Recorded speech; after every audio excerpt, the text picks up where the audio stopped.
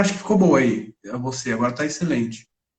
Tá? Então tá, o áudio tá ok, André. Vamos começar, que o pessoal já deu o ok aqui, o áudio tá ótimo, aqui a sua imagem estabilizou também, né? E essa aqui é a terceira live que a gente faz na Abdib, que é uma conversa perene que a gente está tendo com os economistas para discutir temas, né, sobretudo nesse momento da crise, de como superá-la, né? Temas que tangenciam essa grande questão. O tema de hoje com você vai ser sobre imprimir dinheiro. É a melhor saída para sair da crise? Essa é a grande questão. Até a gente escreveu um artigo que saiu na sexta-feira passada na Folha de São Paulo, estava o Fábio Terra, estava a Mônica De Bolle, estava o Beluso, estava a Júlia, estava o Gabriel Galípolo também, enfim, estavam grandes amigos e grandes economistas que têm muito a dizer sobre o assunto e a gente conseguiu colocar todo mundo ali. E você, né, para todo mundo saber, foi o grande conduttiere ali da elaboração daquele documento, com todo o seu brilhantismo. Diante disso, o que a gente pode dizer? Assim, imprimir dinheiro é o melhor caminho para sair da crise? O que você pode dizer sobre isso? Tá. Então, primeiro, boa tarde. Eu agradeço muito o convite da Abdib, o seu em particular. É uma satisfação estar aqui com gente que eu gosto muito, ainda mais a Abdib, que é uma associação que eu respeito bastante. Em primeiro lugar, eu acho que a gente tem que organizar as ideias com relação a quando usar o dinheiro. Então, existem crises que a gente deve usar o dinheiro de uma maneira sem restrições, existem crises em que a gente não deve fazer isso. Segundo ponto é, imprimir dinheiro é um conceito razoável? Hoje em dia, grande parte do papel moeda, ou vamos dizer, dos meios de pagamento, que é o que a gente utiliza, eles são feitos eletronicamente. Então, uma parte razoável disso basicamente resulta de apertar um botão, né, e a gente colocar poder de compra ou fazer um depósito na conta das pessoas. Ainda no Brasil, metade dos meios de pagamentos estão na forma de papel moeda, né, fruto da nossa desbancarização, né, o fato de a gente ter ainda cerca de 3 dezenas de milhões de pessoas sem conta em banco, faz com que o dinheiro ainda seja importante. Então, numa crise como essa, em que a paralisia da atividade econômica é uma necessidade para que a gente possa curar a crise sanitária, então, sim, Uhum. colocar mais dinheiro na economia é o caminho mais rápido, efetivo, de aliviar esses problemas por um motivo muito simples. Essa crise sanitária impõe a necessidade de uma perda econômica provisória para que a gente possa, né, garantir a efetividade do distanciamento social. Uhum, interessante, muito bom, André. E uma questão que sempre perguntam, né? Porque quando saiu aquele documento naquela sexta-feira, o Pércio Arida, o Ilan, o Nelson Barbosa, enfim, diversos economistas fizeram réplicas, né, com seus pontos de vista sobre o tema, né? Muitos deram ali a sua grande visão sobre a questão entre emissão monetária e emitir dívida, né? Como que você vê essas duas questões? É a mesma coisa? É diferente? O que você pode dizer a respeito? Tá, então, tudo depende, evidentemente, do comportamento da nossa taxa de juros. Enquanto a taxa de juros estiver acima de zero, a moeda, que é uma promessa de pagamento com prazo zero, ela vai ser diferente de um título que tem um prazo de pagamento no futuro. Isso é evidente.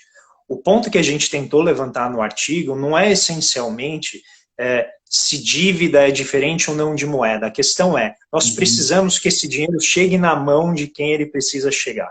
Seja no caso das empresas, principalmente os microempreendedores individuais, né, e os autônomos ou aqueles que estão no mercado, na área informal, no mercado de trabalho, seja no caso das famílias. O ponto que a gente tenta levantar é, não é hora de pensar como a gente vai pagar por isso. Isso é coisa que você Uhum. faz depois, quando, né, você tem algum familiar que está doente, você chega no hospital, você não fica pensando, meu Deus, o que eu vou ter que vender para pagar o plano de saúde? O que eu vou ter que vender? Não, cuida, depois a gente vê.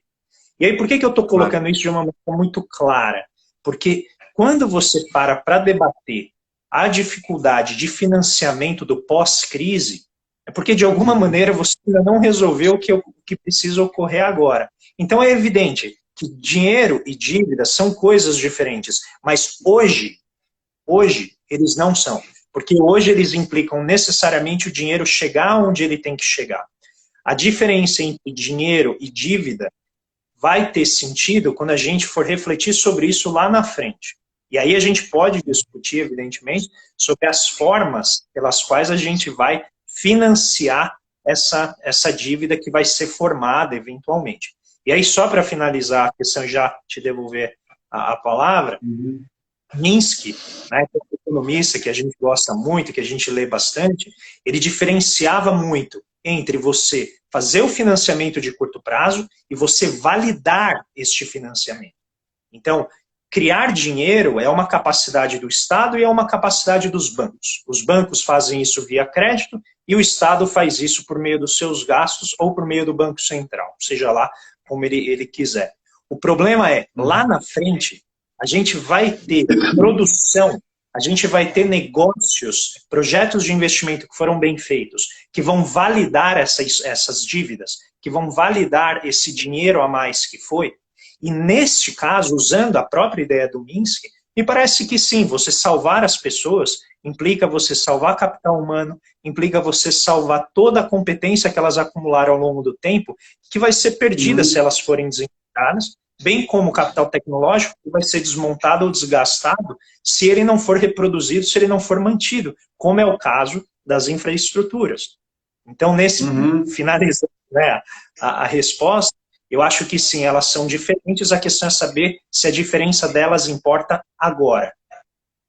Sim, sim, não, perfeito, eu concordo plenamente. Fazer aqui só uma ponte, o Minsky, para quem não sabe, ele foi um economista chamado pós-keynesiano, que ele estudou muito a questão das instabilidades financeiras.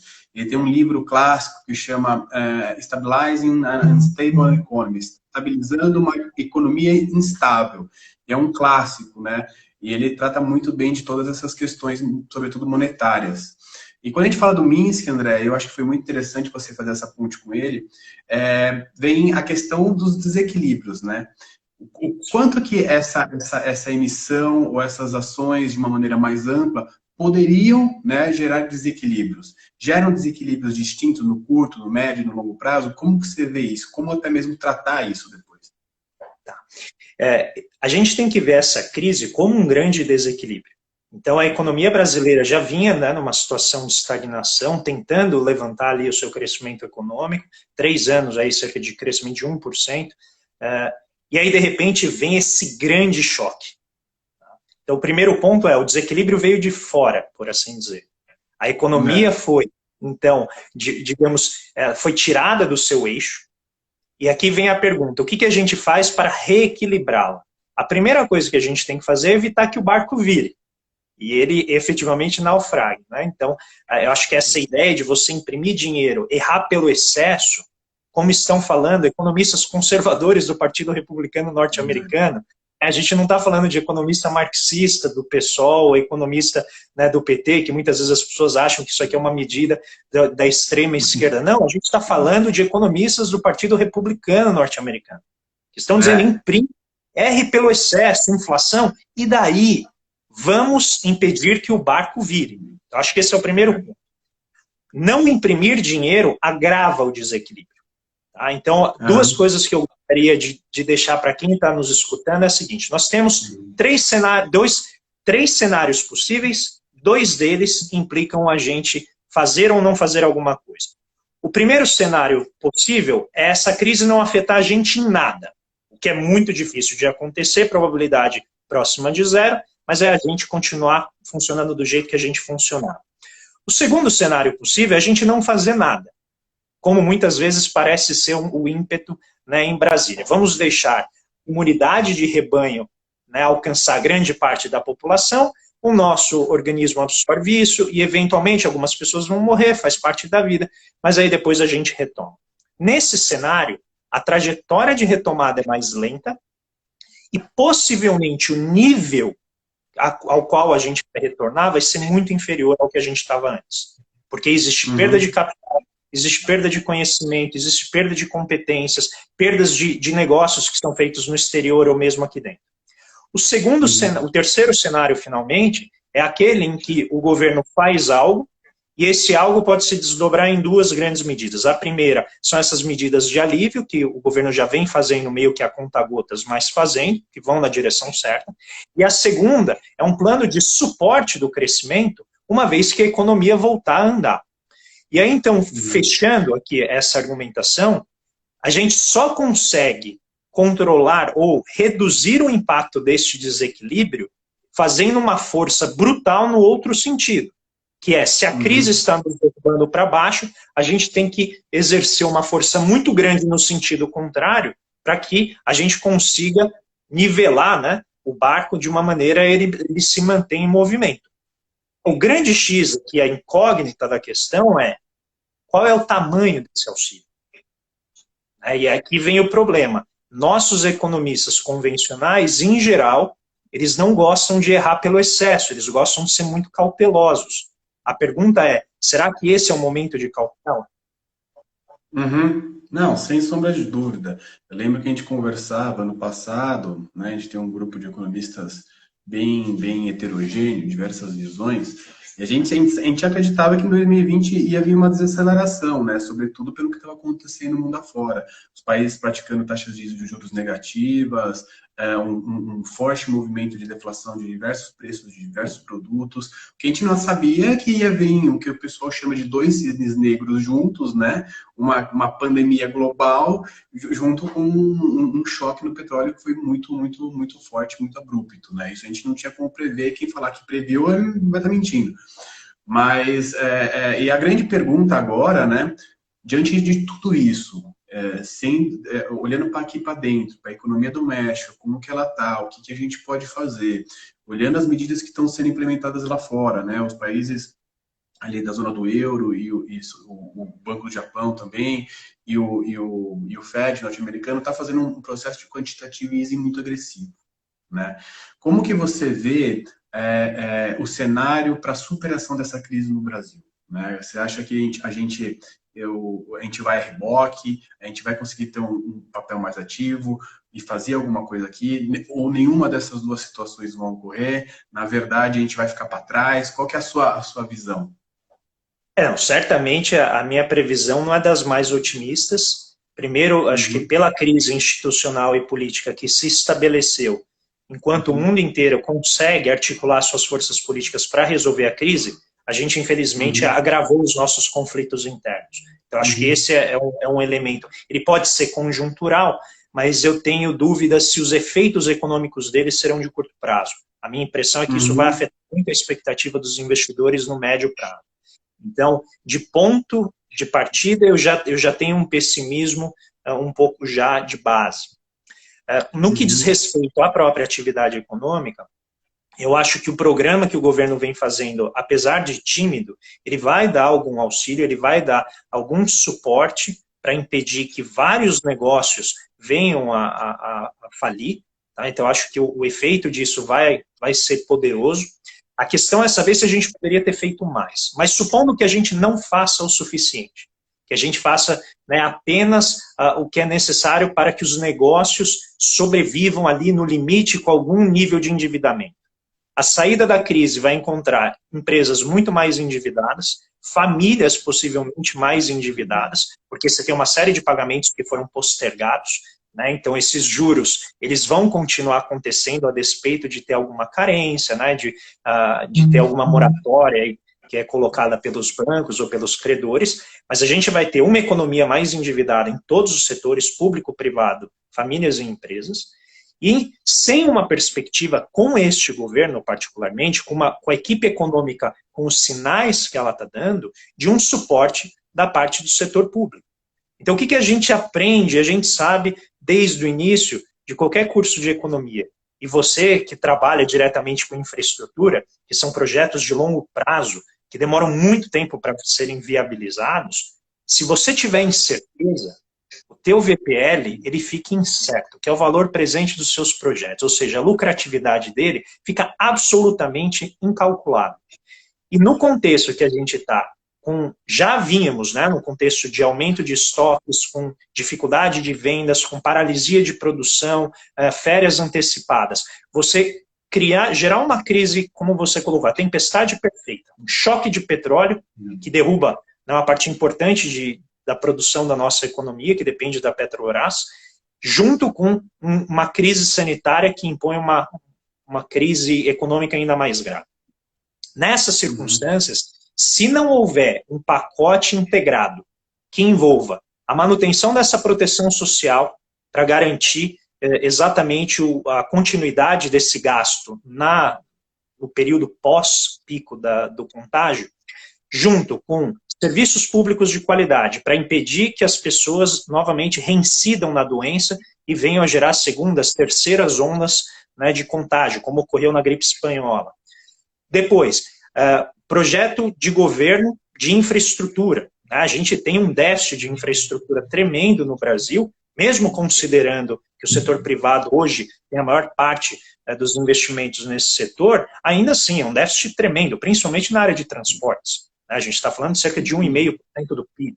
Então é muita coisa. De onde vai vir esse dinheiro se o governo não fizer um esforço razoável para alocar, né, pelo menos os incentivos ou pelo menos viabilizar esses investimentos? Sem essa agenda clara, eu vejo com muita dificuldade a gente retomar. É impossível? Não. E aí vem a parte que alivia um pouco o pessimismo dessa minha fala, que é o setor externo.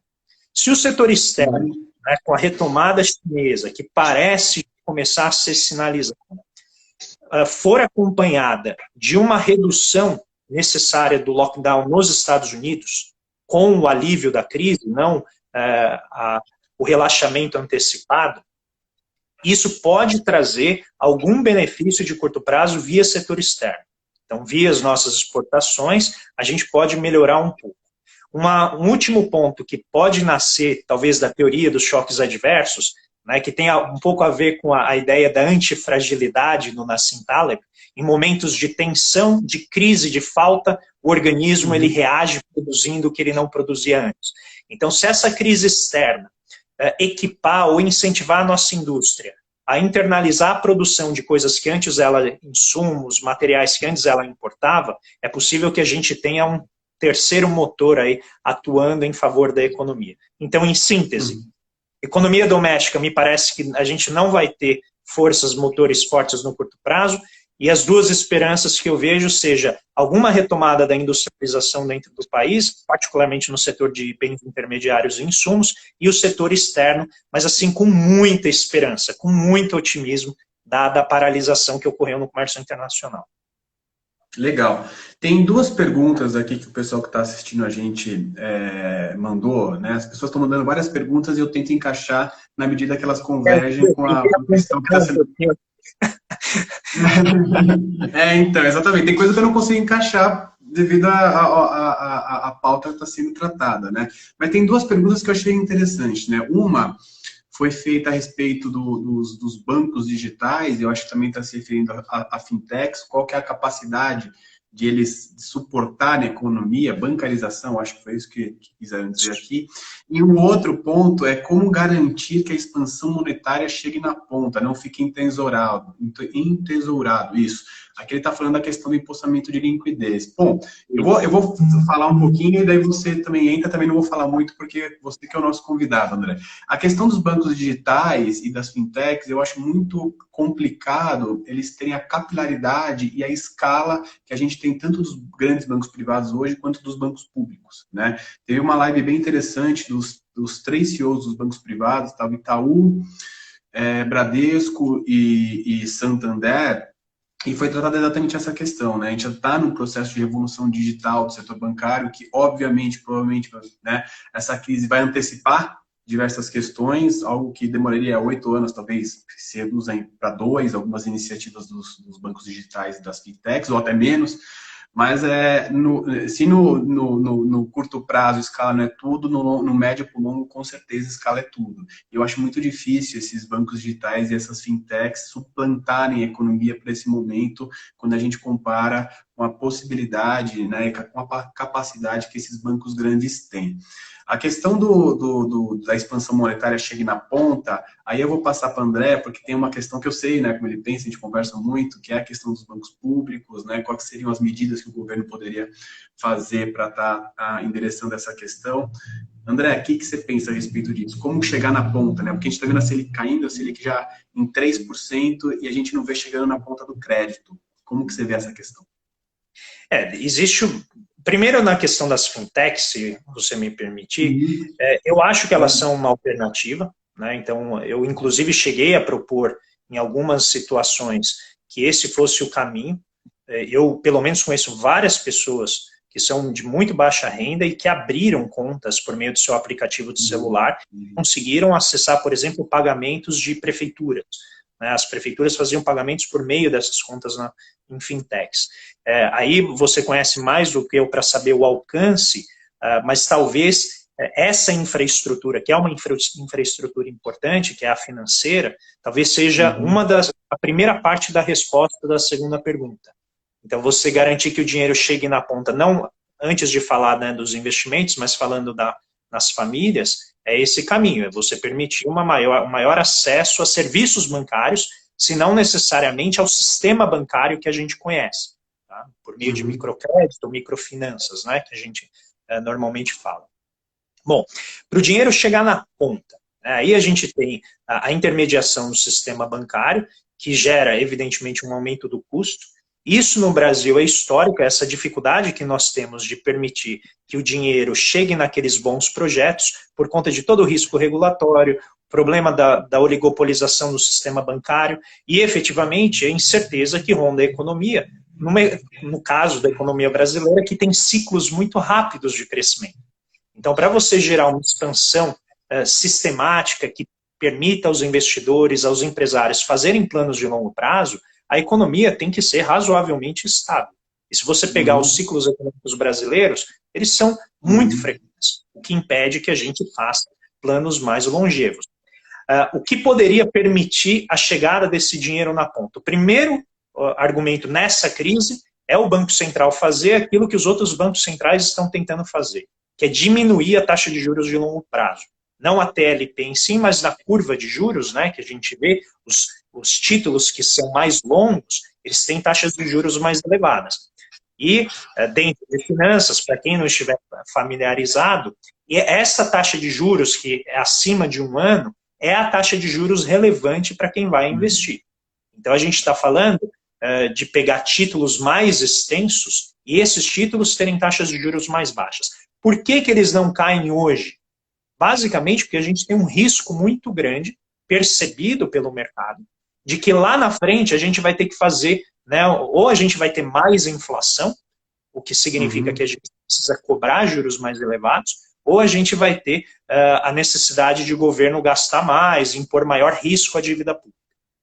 O que poderia fazer com que isso reduzisse? Então, a maior intervenção do Banco Central nesse mercado, o que me parece agora pelo orçamento de guerra, né, a PEC do orçamento de guerra, ele pode fazer isso de uma maneira um pouco mais intensa. E a segunda coisa é atuar na regulação bancária, aí seriam reformas microeconômicas, que me parecem já ter passado da data, né, de ter vencido o prazo de o Brasil enfrentar essa questão de uma maneira direta. Não, com certeza. Eu sempre falo, né, em economia, tem economistas que acham que ou você faz reforma pelo lado da oferta, esquece a demanda, ou vice-versa, né? Sendo que as duas coisas podem andar juntos, ou pelo menos deveriam, né? As ações, né? E aproveitando aqui, André, tem aqui, inclusive, uma pergunta do presidente da BDIB. Qual que é o impacto da crise no processo de globalização e efeitos do protecionismo decorrente no Brasil? É uma pergunta bem importante. Como que você vê isso? Então, eu acho que um dos efeitos mais importantes que essa crise gerou foi exatamente o questionamento com relação ao liberalismo, entendido como cadeias globais de valor. Ou seja, você deslocalizar a produção, né, você esparrama pedacinhos da produção de um mesmo processo de acordo com os lugares onde ele tem o menor custo produtivo. Isso só foi possibilitado por uma queda enorme dos custos de transporte e de comunicação. Então, um pedacinho, né, de um avião é produzido na China, outro em Taiwan, outro no norte da Europa, outro aqui no Brasil, outro no sudeste dos Estados Unidos, um pedaço no sul do México, mas isso tudo é facilitado pelas redes de comércio e pelas redes de transporte. Me parece que a crise é um baque enorme na crença quanto à agilidade desse sistema, não em tempos normais, mas em tempos de crise. Porque como esse sistema ele é muito, a gente chama de lean, né? Ele é muito sequinho, ele não deixa muita reserva. Quando você tem um fenômeno de crise que requer que você tenha mais estoques, o sistema de just-in-time é um problema. Então, o questionamento desse modelo, pelo menos o que a gente já tem visto, algumas indicações, envolve a renacionalização de algumas etapas das cadeias produtivas que parecem ser estratégicas ou mais sensíveis. O caso da saúde é o mais evidente, certo? Então, vários países já começam a internalizar partes da cadeia produtiva em saúde para poder dar conta exatamente de cenários de crise, em particular, mediante a previsão dos epidemiologistas, que essas crises vão ocorrer cada vez de forma mais frequente. Existem pelo menos cerca de 2.000 vírus desconhecidos na barriga, né, de animais silvestres que estão lá no interior, ou da África ou da Ásia. E que, conforme as cidades vão se expandindo, né, esses vírus vão adquirir a capacidade de se transferir para os seres humanos. Então, me parece que esse é o primeiro setor em que vai sofrer uma diminuição do comércio internacional. O segundo setor que me parece cada vez mais evidente que vai sofrer um processo forte é o militar. Então, a gente já tem uma movimentação forte em vários países, em particular por conta dos conflitos geopolíticos que estão emergindo, inclusive na esteira, né, vamos chamar esse choque do petróleo, esse choque negativo aí do petróleo. E, no geral, as cadeias de alimentos. Né, saiu uma notícia essa semana na The Economist, exatamente falando sobre isso, como a cadeia global de alimentos já começa a se transformar e gerar alguns gargalos. Esse ponto me parece não ser facilmente reversível, porque o medo que isso gerou, né, em várias economias a partir dessa paralisação do comércio levantou uma série de dúvidas sobre a viabilidade do sistema just-in-time em qualquer situação. Então, parece que a gente entra num cenário agora em que a gente olha com mais cuidado os riscos envolvidos na economia do que a gente estava andando antes, quando a gente acreditava demais, né, na viabilidade desse sistema em qualquer circunstância. Não, muito interessante o que você tratou, André. Eu acho que a gente vai precisar, num outro momento, voltar e tratar dessa questão comercial, né, e produtiva também com mais detalhamento, porque é um tema que a gente pode falar mais meia hora tranquilamente, né? É um tema muito importante. Vi aqui diversos alunos aqui falando que tiveram aula com você, o André Perfeito estava aqui na live também, o Fábio Terra, eles devem estar escutando a gente. Muito legal, o Fábio a gente já conversou e o André, eu ainda vou conversar com ele aqui também, vou fazer o convite para ele. Bom, agradecer a todo mundo que mandou as perguntas, muito legal, a gente vai voltar a fazer isso novamente, voltar a falar com o André no futuro, pode deixar. Eu queria agradecer a você, André, pelas colocações, foi ótimo, né, o que foi posto. O André é um grande pesquisador da parte de monetária, macroeconomia, mas ele é um cara que eu sempre falo que ele pesquisa tudo, quando tem alguma dúvida eu pergunto para ele sempre vai ter alguma coisa para me responder. Né? Então, aí, vocês estão vendo que ele consegue transitar em temas totalmente distintos, com grande maestria, né? André, obrigado pela colaboração, muito legal esse papo com você, e no futuro a gente vai voltar a falar com certeza, tá bom? Eu que agradeço muito a você, Abdib, pelo convite, fiquei honrado, fiquei muito feliz. Essa é a minha estreia nas lives, né? Então, nunca tinha feito, então para mim foi certamente um prazer, espero que todos tenham gostado e a gente volte a conversar certamente no futuro. Legal, André. Obrigado. Um grande abraço novamente. Um abraço. Obrigadão. Bom final de semana para todo mundo. Um abraço.